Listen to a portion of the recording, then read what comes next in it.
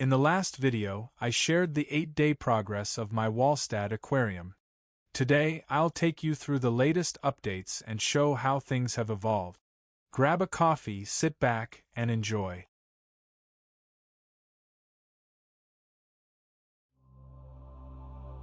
On the 9th day, I decided to add a sponge filter with established bacteria to help support the tank's overall ecosystem.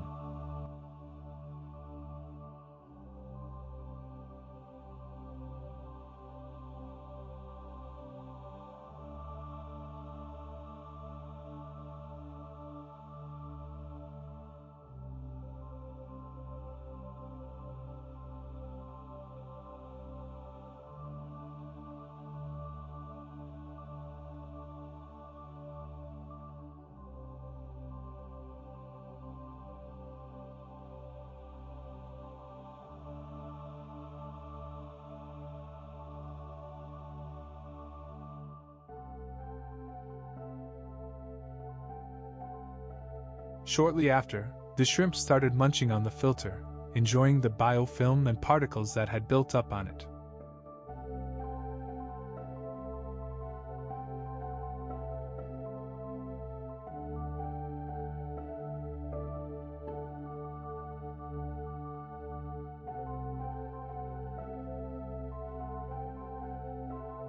I also performed an ammonia test, which checks for both total and free ammonia to ensure the water quality remains safe. Total ammonia consists of both free ammonia and ammonium. Free ammonia is the toxic form that can harm aquatic life, especially at higher concentrations. Ammonium, on the other hand, is much less harmful. The ratio between the two depends largely on the water's pH and temperature. In more acidic water, ammonia tends to convert into the safer ammonium form. However, in higher pH environments, more free ammonia is present, which poses a greater risk to your fish and shrimp.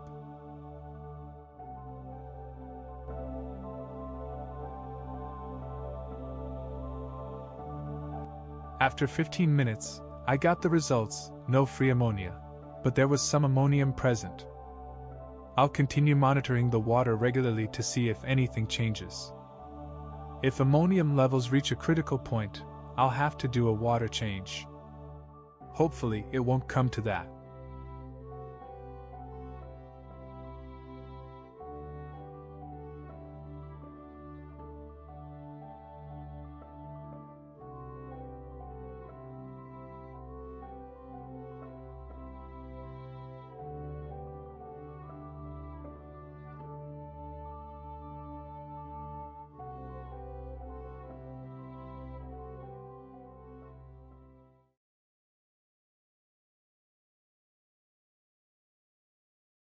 After 10 days, everything is looking great. The shrimp and snails are active and eating well, with some new snails appearing. The shrimp seem healthy and happy. The plants have grown, and several have likely established their roots by now. Duckweed has spread almost everywhere, and the pothos is thriving, with new roots emerging. The Richia moss has grown significantly, which the shrimp and snails love. My anubias has sprouted new leaves that look vibrant and healthy. Most plants are doing well, except for the carpet plants. Some have started transitioning from emmers to submersed, though new leaves are slow to appear. A few have shown new root growth, so I'm hopeful for progress. Even though everything seems fine, I've noticed a steady decline in the Daphnia population. Their lifespan is around 30 to 50 days. So it's possible I started with older ones and the younger, smaller ones are just harder to spot right now. Another factor could be the strong water movement from the sponge filter I added. Since this can make it difficult for Daphnia to feed, I've reduced the airflow to minimize any negative impact on the ecosystem.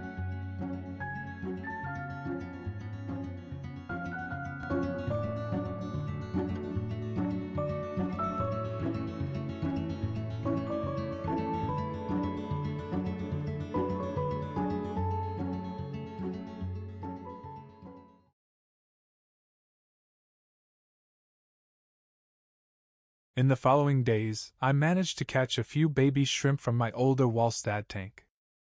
Since it didn't have a heater and winter was coming, I needed to move them quickly to prevent them from dying. Due to their small size, I had to catch them over several days.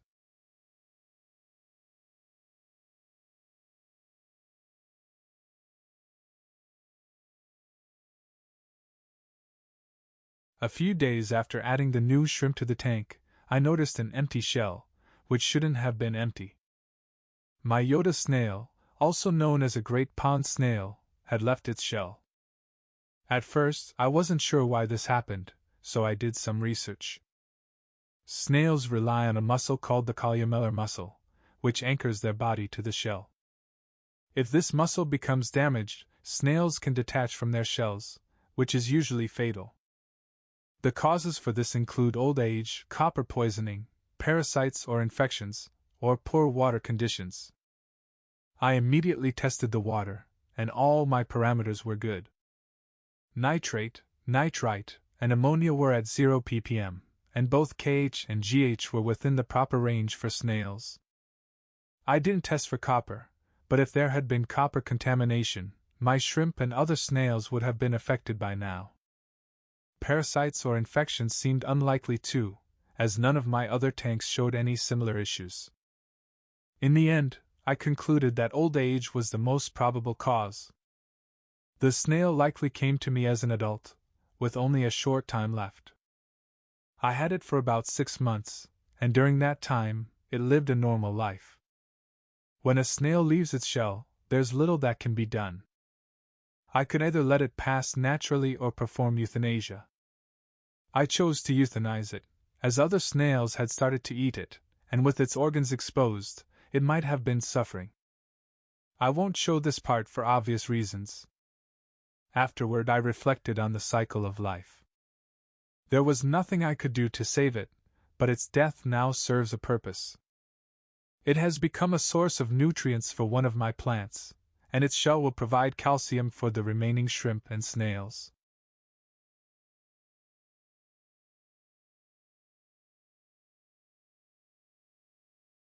After a few days, I managed to catch a few shrimp from my older Walstad aquarium. These were the ones I could catch so far, but it'll take a few more days to get the rest.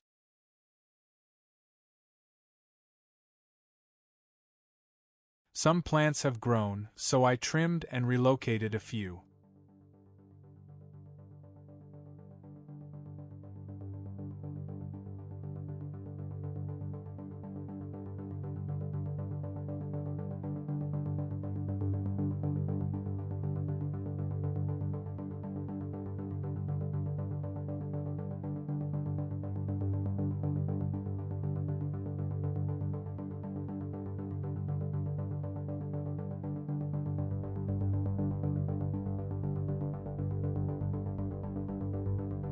I also added plants from my main aquarium, which could use a trim, but I'll let them grow for now.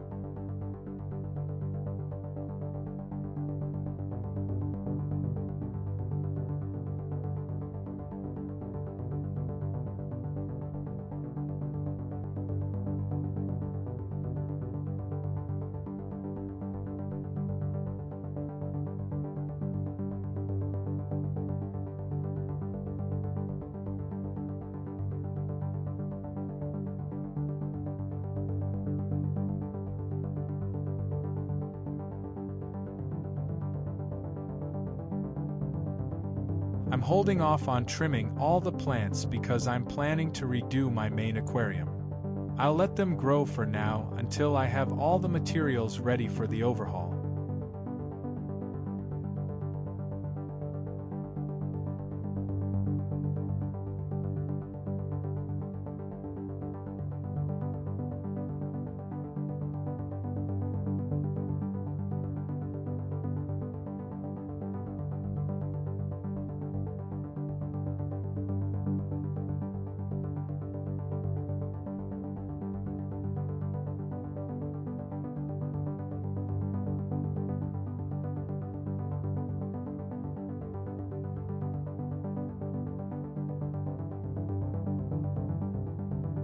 I also caught a shrimp with vibrant color and added it to the new setup.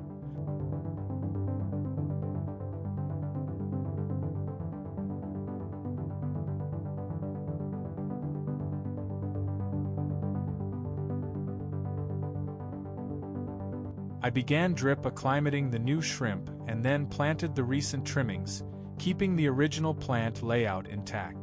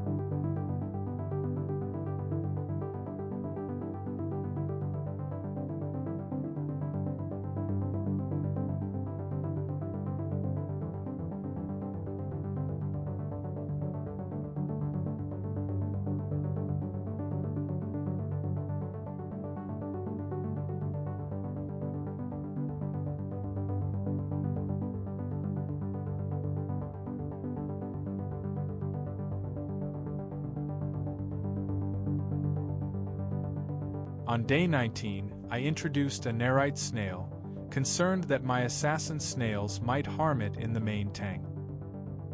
With the increase in assassin snails in my main tank, I was worried they might target my nerite snail. So, after a 45-minute drip acclimation, I introduced him to the new setup. He started exploring right away. The new Walstad seemed like a safer place.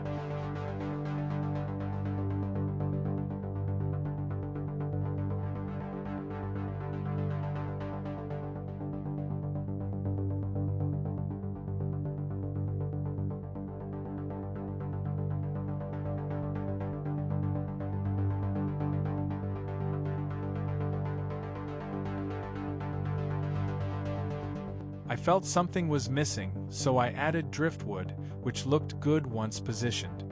I attached some anubias to the wood, giving it a more natural feel.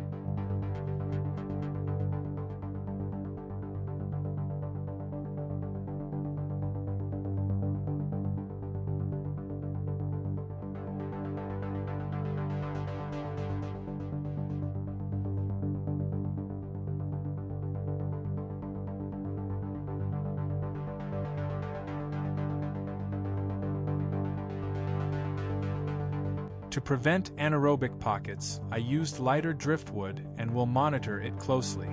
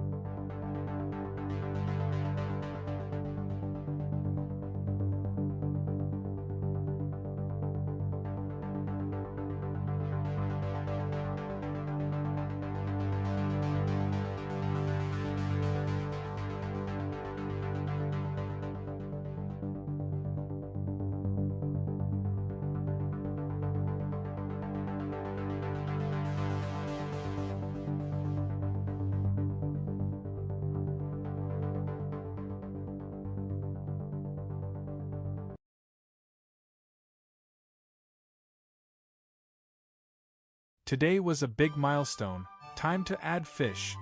Although some might think it's a bit early, I've been carefully tracking water quality and plant growth, and everything looked great. I managed to catch 4 galaxy rasboras, and after properly acclimating them, they immediately began exploring their new environment.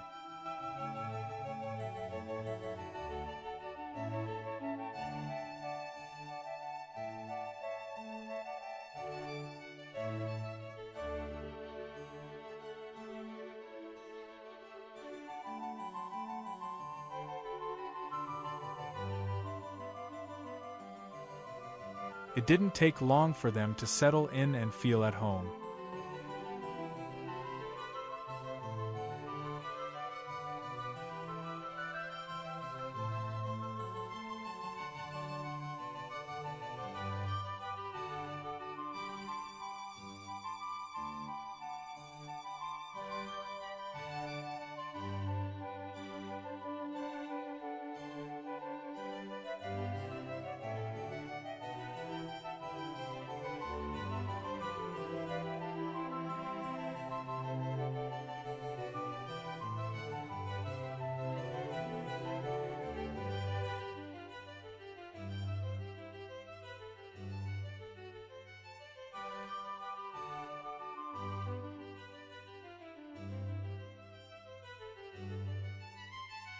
As some of you may have noticed, there are no Daphnia left in my aquarium.